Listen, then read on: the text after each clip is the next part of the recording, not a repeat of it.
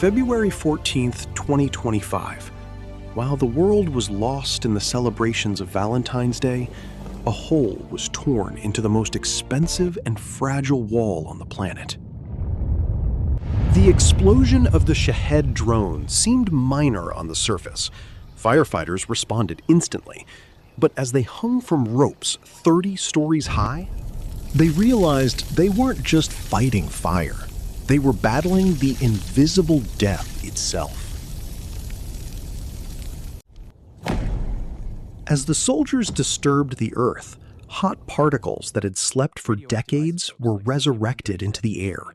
Beneath their AK-47s lay cesium-137 and strontium-90.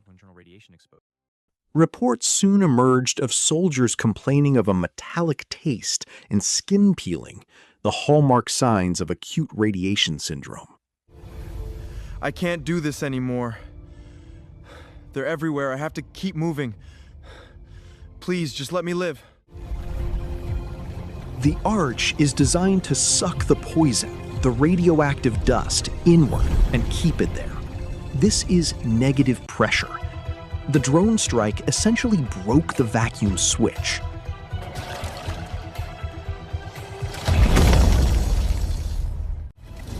NSC's steel is not self-healing. The fire within the insulation has compromised the metal.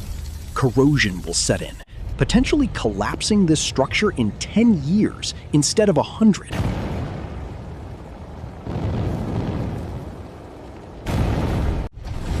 Firefighters were forced to drill dozens of new holes just to locate the heart of the fire.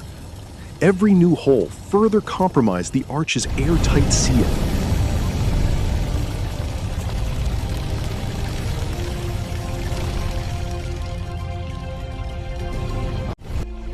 The elephant's foot, a molten lava of fuel that still haunts the basement. Its temperature is still high enough to melt through concrete.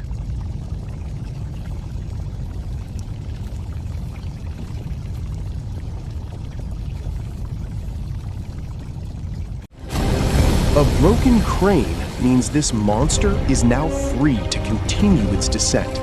If it reaches the groundwater, entire rivers will become radioactive.